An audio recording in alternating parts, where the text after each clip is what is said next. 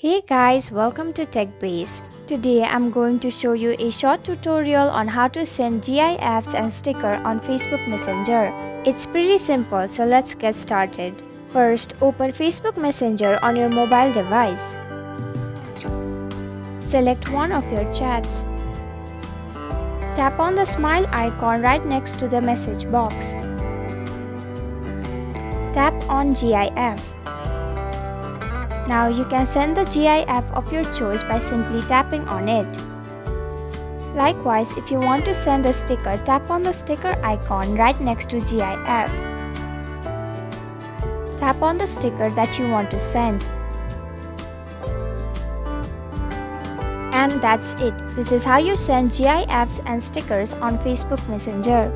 Thank you for watching TechBase. I hope you found this video helpful. If you did, then please hit the like button and comment down if you have any questions or feedback.